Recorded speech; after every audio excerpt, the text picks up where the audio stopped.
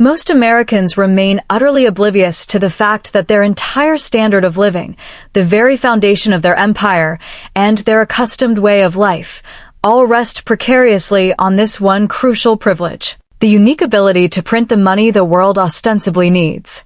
When that extraordinary privilege inevitably ends, and the cold, hard mathematics suggest this will occur by 2030 or 2035, the American empire will cease to exist alongside it.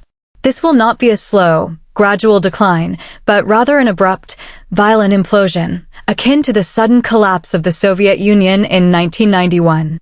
Today, America is no longer the industrial powerhouse that decisively won World War II. It has transformed into a financialized empire that largely stopped manufacturing tangible goods. Instead, it embarked on a path of trading paper, an empire that systematically closed its factories and, in their place, opened hedge funds. This is an empire where the top 0.1% of the population have captured a staggering 90% of all wealth gains over the past 40 years, whilst the bottom 50% have seen their real wages stagnate completely. It is an empire held together not by genuine productive capacity, but by the relentless hum of a printing press. And the world is currently in the process of turning off that printing press. Today, America finds itself ensnared in a trap of its own making. It has not managed to balance its budget since 2001, marking 24 consecutive years of fiscal deficits. Its industrial base has suffered a catastrophic collapse, now resembling that of a developing nation. Its population has become addicted to a steady stream of cheap Chinese goods and an ever-increasing reliance on government spending. Any genuine attempt to rebuild its productive capacity now would almost certainly trigger a severe depression. Meanwhile, its elites, those who navigate the infamous revolving door between Wall Street, Washington, and the Pentagon, remain utterly insulated from the consequences of their actions. They have meticulously constructed a system where the government functions not as an impartial referee, but as a wholly owned subsidiary of finance capital itself. However, there is one critical flaw in operating a financialized empire in a world that is progressively moving away from your currency. Eventually, the harsh light of reality will inevitably shatter the illusion. When that moment arrives, 50 years of accumulated economic imbalances will unravel with terrifying speed, perhaps within a mere 5 years. Today, America has become, in essence, the sick man of the West, and its empire stands on the precipice of a profound fall. This will not be due to external threats from China, Russia, or terrorism, but rather because the fundamental economic mathematics simply no longer add up. It is because the singular privilege that sustained everything is drawing to an end. And ultimately, you cannot indefinitely run a global empire purely on the precarious foundations of financial engineering. To truly comprehend how America evolved into a financialized empire teetering on the brink of collapse, we must rewind to the precise moment when its foundations first began to crack. The year was 1971, and the American economic system was under immense strain. Since 1944, the dollar had reigned supreme as the world's reserve currency under the Bretton Woods system. This arrangement permitted foreign central banks to exchange their dollars for gold at a fixed rate of $35 per ounce, bestowing immense legitimacy upon the dollar, as it was directly backed by a tangible asset. However, a critical problem had emerged. America had been printing dollars far in excess of its dwindling gold reserves. Foreign central banks were increasingly exercising their right to exchange dollars for gold. By 1971, the U.S. gold reserves had plummeted from a robust 20,000 tons in 1950 to a mere 800 tons. At this alarming rate, America was projected to completely deplete its gold holdings by 1974. President Nixon was confronted with a stark choice: either default on the sacred gold promise, thereby triggering an immediate global currency crisis, or unilaterally close the gold window and hope, against all odds, that the world would continue to accept and utilize dollars anyway. On August 15, 1971 at 3 p.m., Nixon addressed the nation on television, famously declaring, "I am directing the Secretary of the Treasury to temporarily suspend the convertibility of the dollar into gold." Temporarily, he said. That was 54 years ago. The gold window, as history shows, never reopened. In that singular moment, everything irrevocably changed. For the first time in human history, the global monetary system transitioned to one based purely on fiat currency, not backed by gold, not backed by silver, but backed by absolutely nothing except the implicit promise that America's dominance would endure forever.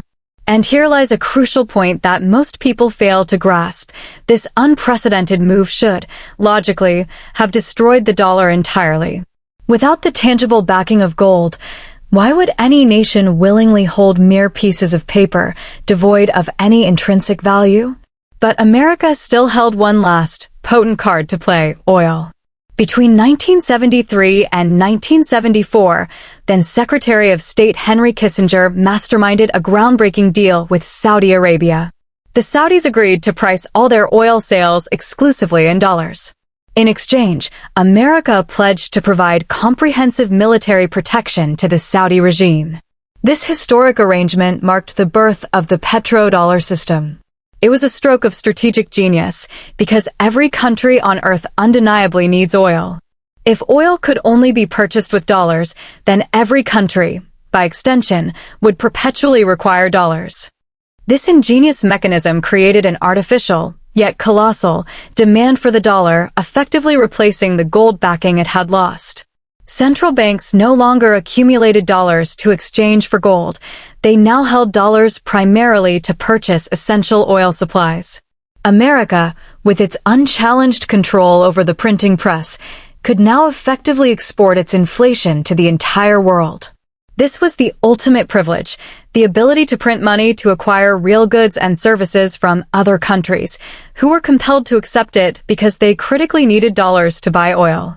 This, then, became the fundamental method by which America financed its sprawling empire after 1971, not through genuine productive capacity, but through a unique monetary printing privilege. Yet, privilege, by its very nature, demands enforcement.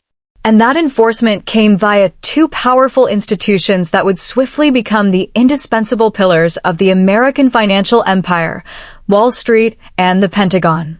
To truly grasp who actually governs America, who makes the decisions that profoundly affect 330 million lives, one must comprehend a revolving door mechanism so incestuous, so deeply corrupt, and so utterly normalized that it renders even the much-criticized French INA system look like an amateur hour. This is the notorious Goldman Sachs to Treasury Secretary pipeline, and it illustrates precisely how a financial oligarchy has systematically captured the American government itself. Consider the recent history of Treasury secretaries over the past 3 decades. Robert Rubin, 1995 to 1999, former co-chairman of Goldman Sachs. Hank Paulson, 2006 to 2009, former CEO of Goldman Sachs. Stephen Mnuchin, 2017 to 2021, former Goldman Sachs partner, then a hedge fund manager. This is not a functioning democracy. This is a system where the very individuals entrusted with regulating the banks are, in fact, drawn directly from the banks themselves. If you observe the world as it stands in 2025, one nation still undeniably looms large above all others. It is, to all outward appearances, the United States of America. On paper, it presents itself as an unassailable colossus. It commands the largest military in human history, boasting some 750 bases strategically positioned across 80 countries worldwide. Its defense budget alone dwarfs the combined spending of the next 10 nations. It retains control over the global reserve currency, the dollar, which every central bank dutifully holds and every oil contract universally demands. Its tech giants continue to dominate the digital realm, its prestigious universities cultivate and train the global elite, and its cultural exports effectively define what it means to be truly modern. This image paints the picture of the ultimate expression of capitalist democracy, the indispensable nation. But this, ultimately, is a lie. To truly grasp this deception, one must cease gazing at the spectacle of military parades and the fleeting headlines of the stock market. Instead, one must delve deeper, examining the very operating system beneath the surface. Strip away the gleaming aircraft carriers and the enchanting mythology of Silicon Valley. Scrutinize the raw numbers, and what you uncover is not a productive industrial economy. You find, rather, a hollowed-out financial casino, an elaborate edifice constructed upon a singular, diminishing privilege that is now fading in real time. This is the number that unequivocally matters, 58%. That figure represents the dollar's share of global reserve currency holdings in 2024, a significant drop from 71% in 2000 and a precipitous decline from 85% back in 1977. The dollar is, quite simply, dying as the world's preeminent reserve currency. They attend the same elite institutions, Yale, Harvard, Princeton. They work at the same prestigious firms, Goldman, J.P. Morgan, BlackRock. They spend their summers in the Hamptons and their winters in Aspen. Their children attend the same exclusive private schools. And, most significantly, they all subscribe to the same fundamental religion: financialization is God. Let me now illustrate what financialization actually entails, because this is the insidious mechanism that has systematically hollowed out the core of America's economy. In 1950, the financial sector constituted a modest 2.5% of the U.S. economy. Back then, banks primarily performed their intended function. They accepted deposits and judiciously made loans to businesses, fostering productive growth. By 2024, however, the financial sector has metastasized to a staggering 21% of the economy. Finance is now, alarmingly, larger than manufacturing itself. Consider the profound implications of this shift. America now generates more wealth by merely moving money around than by actually producing tangible products. This dramatic transformation did not occur by chance. It was meticulously engineered through a series of deliberate policy choices orchestrated by the very same revolving door elite. In 1982, the Reagan administration appointed Paul Volcker to chair the Federal Reserve. However, the truly transformative change arrived with his successor, Alan Greenspan. Greenspan, himself a former investment banker, espoused the belief that markets were inherently self-regulating and that banks would never undertake excessive risks because it simply wasn't in their best interest to do so. This ideology, which in hindsight now appears almost insane, provided the intellectual justification for 3 ensuing decades of sweeping deregulation. In 1999, President Bill Clinton signed the Gramm-Leach-Bliley Act, which notoriously repealed Glass-Steagall. The Glass-Steagall Act, originally enacted in 1933 in the wake of the Great Depression, had established a crucial separation between commercial banking, which takes deposits from ordinary citizens, and investment banking, which engages in more speculative activities. The underlying principle was straightforward. Banks that handle the hard-earned deposits of everyday people should not be permitted to gamble with that money. Yet, in 1999, Clinton, acting on the advice of his Treasury Secretary Robert Rubin, a former co-chairman of Goldman Sachs, eliminated this vital safeguard. And what was the inevitable consequence? Banks rapidly transformed into high-stakes casinos. They aggressively funneled deposits from Main Street into reckless, multi-billion-dollar bets on subprime mortgages, opaque derivatives, and complex exotic financial instruments that few, if any, truly understood. Between 1999 and 2008, the 6 largest banks in America saw their collective assets balloon from a sum equal to 17% of GDP to a staggering 63% of GDP. They became unequivocally too big to fail, which meant they could take on virtually infinite risk, secure in the knowledge that the government would always step in to bail them out. And in 2008, their cynical calculations were proven correct. When the housing bubble spectacularly collapsed, triggered by the very same kind of reckless gambling that Glass-Steagall had been designed to prevent, the government did not permit the banks to fail. Instead, it launched an unprecedented bailout, $700 billion allocated through the Troubled Asset Relief Program, TARP, and a staggering $16 trillion in Federal Reserve emergency lending, according to a 2011 GAO audit. Who was at the helm of this bailout? Hank Paulson, former CEO of Goldman Sachs, now serving as Treasury Secretary. And who are the primary beneficiaries of this largesse?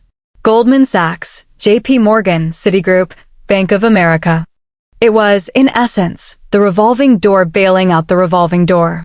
And here lies the most egregious aspect of this entire sordid affair. Not a single major banker was ever prosecuted or sent to jail. Contrast this with the 1980s savings and loan crisis, which saw over 10,000 bankers prosecuted. In 2008, following what many consider the largest financial crime in history, there were precisely 0 prosecutions. Why? Because you simply cannot prosecute your former colleagues. You cannot prosecute the very individuals who will be waiting to hire you, offering lucrative positions, once you eventually leave government service. This, then, is the fundamental mechanism at play. Wall Street systematically captures the regulatory agencies through this revolving door. They then proceed to write the rules in a manner that exclusively benefits themselves. When those self-serving rules inevitably cause the economy to implode, they swiftly leverage government power to bail themselves out, often at taxpayer expense. Following this, they reward themselves with record-breaking bonuses, again funded indirectly by the public. Between 2008 and 2024, Wall Street has experienced its most profitable decade ever, a period during which median household incomes remained largely flat, manufacturing sectors collapsed across the nation, and entire regions of the country tragically transformed into economic wastelands. This, unequivocally, is not capitalism. This is an extractive oligarchy, a system where a small, privileged financial elite systematically extracts wealth from the productive economy and then shamelessly uses governmental power to protect and perpetuate that extraction. And much like the French nomenclatura, the American oligarchy remains utterly disconnected from the devastating consequences of their decisions. They inhabit insulated worlds in Manhattan, Greenwich, and Palo Alto. They send their children to exclusive institutions like Dalton and Horace Mann. They have never had cause to worry about a medical bill, nor have they ever contemplated whether they could afford to retire comfortably. When Treasury Secretary Janet Yellen, whose personal wealth exceeds $20 million, blandly asserts that inflation is merely transitory, whilst countless families are forced to choose between putting food on the table or paying their rent, she isn't necessarily lying. She genuinely and frighteningly fails to comprehend what inflation truly signifies for ordinary people. Similarly, when Federal Reserve Chair Jerome Powell, with an estimated net worth of $50 to $100 million, opts to raise interest rates to cool the labor market, he isn't actively seeking to harm workers. He simply doesn't care, because the American nomenclatura exists on an entirely different planet.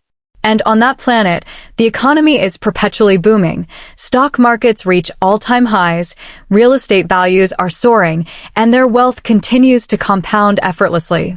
They examine the data through their gilded lens and genuinely believe America is thriving. But if you venture beyond these gleaming coastal bubbles and drive through the heartland, through Ohio, Pennsylvania, Michigan, West Virginia, you will encounter the unvarnished truth. You will witness the desolate ruins of the industrial economy that this oligarchy systematically destroyed. In 1980, manufacturing represented a robust 21% of the U.S. economy. America proudly produced cars that people genuinely desired. It churned out steel, electronics, and sophisticated machinery. We were, quite simply, the workshop of the world. Today, manufacturing accounts for a mere 11% of GDP. We systematically closed down our factories and, in their stead, opened call centers. We stopped making tangible things and instead began adding value through a proliferation of services. They euphemistically termed it the post-industrial economy, the knowledge economy, or the service economy. It was presented as an inevitable evolution, a sign of progress. But it was a profound lie. It was, in stark reality, deindustrialization cunningly disguised as progress. Here's what truly transpired. In the 1980s and 1990s, Wall Street shrewdly discovered that far greater profits could be extracted by financializing corporations than by operating them as productive, manufacturing businesses. If you were the CEO of a manufacturing company, you were faced with a clear choice. Option A, invest in your workers, pay them fairly, allocate funds to research and development, and build genuinely better products. Your company's stock might, in this scenario, grow by a respectable 5 to 7% per year. Option B, fire half your workforce, relocate production facilities to China, and utilize the savings to aggressively buy back your company's own stock. In this case, your stock would almost certainly jump by 20%. You would receive a massive bonus, as CEO pay became intrinsically linked to stock price, and Wall Street analysts would laud you as a genius. Every CEO, predictably, chose option B. Not necessarily because they were inherently evil, but because if you dared to choose option A, activist investors would swiftly acquire your stock, fire you, and implement option B anyway. This, in essence, is what financialization accomplishes. It relentlessly optimizes for short-term stock price gains, utterly disregarding long-term productive capacity. The devastating result, between 2000 and 2024, America hemorrhaged 5 million manufacturing jobs. Entire industries simply vanished. The iconic steel mills of Pittsburgh closed their doors. The once thriving auto plants in Detroit ceased operations. The textile mills of North Carolina fell silent. Electronics manufacturing predominantly migrated to China. What then replaced these once stable, well-paying jobs? Roles in retail, food service, and home healthcare. The average manufacturing job in 2000 paid a respectable $45,000 annually, often accompanied by comprehensive benefits. The average service job today pays a meager $28,000, typically with no benefits whatsoever. We effectively transformed a robust, middle-class industrial workforce into a working-poor service workforce, all whilst disingenuously telling them it represented progress. And what did America ultimately gain in return for systematically dismantling its industrial base? Cheap goods readily available at Walmart. You can now purchase a television for $300, an item that would have cost $3,000 in 1990. Yet, simultaneously, you can no longer afford a house. You cannot afford adequate healthcare. You cannot afford college education. The oligarchy effectively traded your productive capacity for a flood of cheap consumer goods. They traded your $45,000 factory job for a $28,000 service job and an inexpensive television. And they conveniently labeled this process free trade and globalization, simultaneously asserting that anyone who dared to oppose it was merely a backward protectionist. But here is the truly critical aspect of deindustrialization. It doesn't merely destroy jobs. It profoundly erodes national sovereignty. For a country that no longer manufactures its own essential goods cannot genuinely be considered independent. When the COVID-19 pandemic struck in 2020, America, supposedly the richest country in human history, found itself utterly incapable of manufacturing basic necessities like masks, ventilators, or the fundamental medical supplies required to combat a global health crisis. We were reduced to begging China, the very country we were ostensibly attempting to contain, to send us vital equipment. Why? Because we had systematically closed the factories that produced those very items, relocating production to China in the relentless pursuit of higher corporate profits and inflated stock prices. And it extends beyond just medical equipment. A Pentagon report released in 2023 chillingly revealed that America is now dangerously dependent on China for critical military components. Take rare earth minerals, for example. 80% are sourced from China. Advanced microchips, indispensable for modern warfare, are manufactured in Taiwan, an island nation that China explicitly intends to invade. The Department of Defense, astonishingly, cannot even construct its cutting-edge weapon systems without relying on Chinese components. This is the profound strategic disaster of financialization. We effectively traded industrial sovereignty for the fleeting satisfaction of beating quarterly earnings estimates. And now, when that vital capacity is desperately needed, it is simply gone. The factories have been demolished. The skilled workers have been retrained, often for lower-paying service jobs. The irreplaceable knowledge base has been dispersed. You cannot, realistically, rebuild 40 years of systematic deindustrialization in a mere 5 years. Germany has learned this painful lesson. Russia has learned this. You cannot simply flip a switch and instantaneously recreate manufacturing capacity that took decades, generations even, to meticulously build. The oligarchy deliberately destroyed America's industrial foundation. And the colossal bill for that destruction is now rapidly coming due. But deindustrialization represents only one pillar of this elaborate trap. The second, equally perilous pillar is debt. And this is where the cold, hard mathematics become utterly inescapable. The United States has not recorded a single budget surplus since 2001. That is 24 consecutive years of deficits. Pause for a moment and consider the gravity of that fact. Through periods of war and peace, under Republican and Democratic administrations alike, amidst economic booms and recessions, not once has America managed to spend less than it earned. In 2001, the U.S. federal debt stood at $5.8 trillion, equivalent to 55% of GDP. Today, it has ballooned to a staggering $36 trillion, or 123% of GDP. In just 23 years, we have accumulated an additional $30 trillion in debt. But here is where the situation becomes truly terrifying: the escalating interest payments. In 2020, the U.S. paid $345 billion in interest on its accumulated debt. In 2024, that figure has soared to an estimated $892 billion. By 2030, if interest rates merely remain at their current levels, annual interest payments are projected to exceed a mind-boggling $1.4 trillion per year. Let me place that into stark perspective. $1.4 trillion is more than the nation spends on its defense budget and more than it allocates to Medicare. Interest payments are poised to become the single largest line item in the entire federal budget. We will, quite literally, be spending more to service past debt than to fund current government operations. This perilous situation is known as a debt spiral, and once a nation is caught within its grip, there are only three possible, albeit deeply unpalatable, ways out. Option 1. Outright default. This would involve simply refusing to pay the accumulated debt. Such an action would unequivocally destroy the dollar's reserve currency status overnight. Foreign holders of U.S. treasuries would immediately dump them en masse, leading to a catastrophic collapse of the dollar.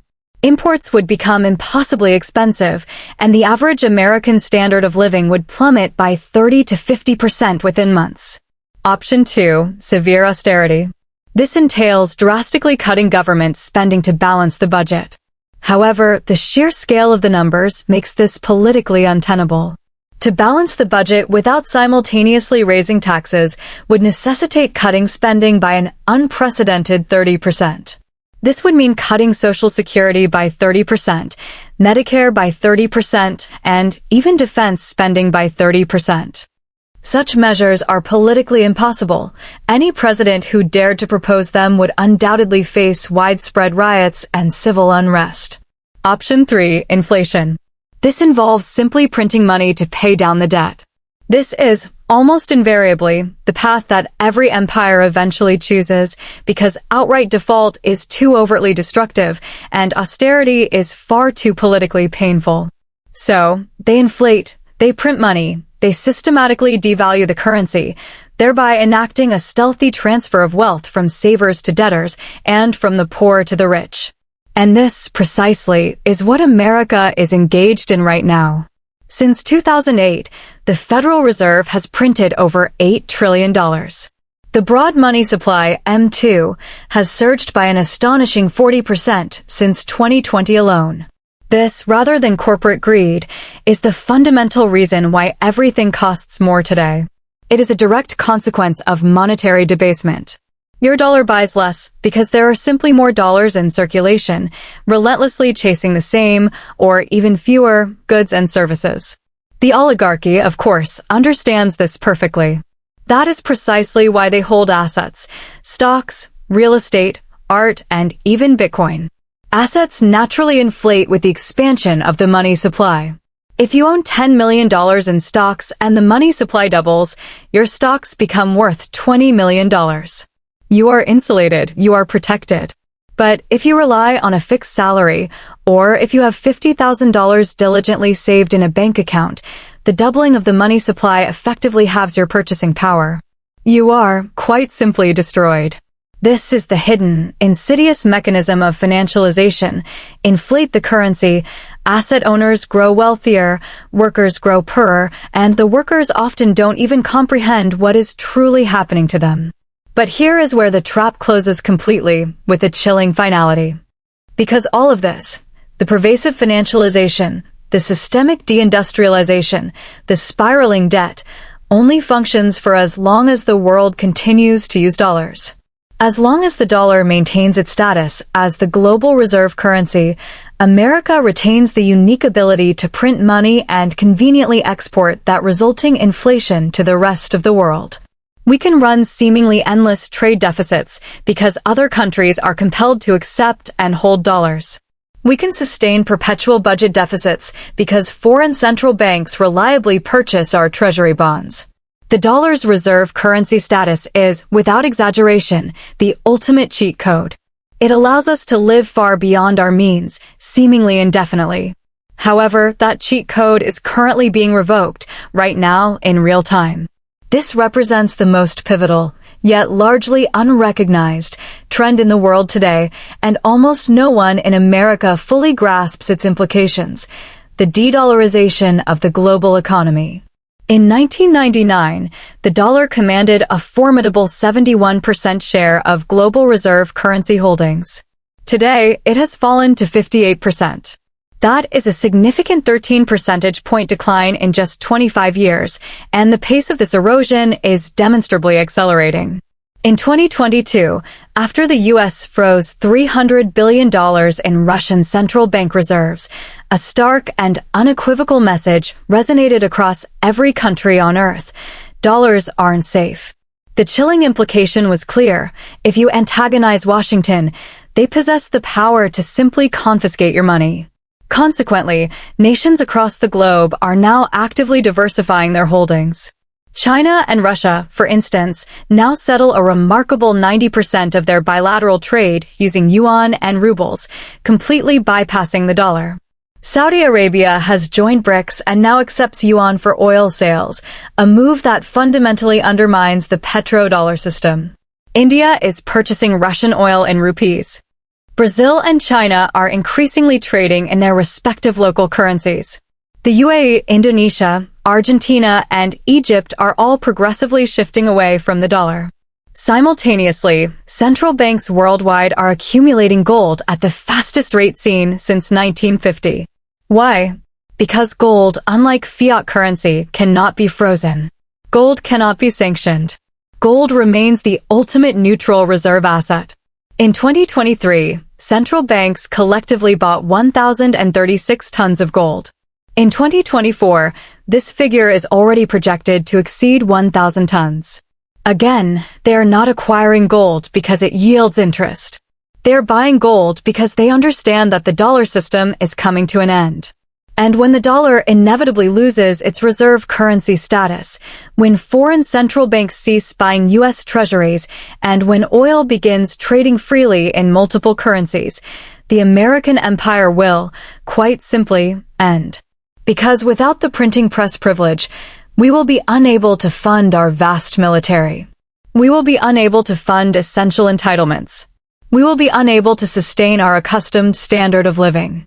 Let me illustrate what this scenario looks like using the cold clarity of mathematics.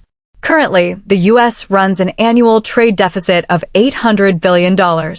This means we import $800 billion more in goods and services than we export. We finance this substantial imbalance by simply printing more dollars. Foreign countries dutifully accept these dollars and then typically use them to purchase U.S. treasuries or hold them as part of their reserve assets. However, if the dollar is no longer the indispensable reserve currency, these countries will have no compelling reason to hold dollars, and thus they will stop accepting them. When that pivotal moment arrives, to balance our trade, America would face an impossible choice. Either we export an additional $800 billion per year, an utterly impossible feat given our collapsed manufacturing base, or we import $800 billion less per year. The latter scenario would mean that everything from China, food, clothing, electronics, furniture, absolutely everything, would instantly cost 40% more overnight. The average American's purchasing power would plummet by a staggering 30 to 40% instantaneously. This is not a gradual, gentle decline. This is a terrifying cliff, and we are hurtling towards it at 60 miles per hour. The timeline for this shift is already clearly discernible in the data. At the current, accelerating rate of de-dollarization, the dollar's share of global reserves is projected to fall below 50% by 2032 to 2035. This represents a critical tipping point. Once the dollar falls below this 50% threshold, network effects will violently reverse. Countries will begin dumping dollars, triggering a global stampede away from the currency. This precise phenomenon occurred with the British pound. In 1945, it accounted for 87% of global reserves. By 1965, it had plunged to 30%, marking a dramatic 20-year collapse. The dollar is set to follow a similar trajectory, but at an even faster pace, given the accelerated flow of information and capital in today's interconnected world. America has, in a display of remarkable self-sabotage, aggressively weaponized the dollar through sanctions against nations such as Russia, Iran, and Venezuela, freezing their reserves. This strategy has inadvertently accelerated our own decline. Each sanction serves as a powerful incentive for nations to abandon the dollar. We are, in essence, committing financial suicide. The oligarchy, it seems, either fails to grasp the profound implications of this or simply does not care, secure in the knowledge that their own vast international assets and diversified holdings will protect them when the inevitable reckoning arrives.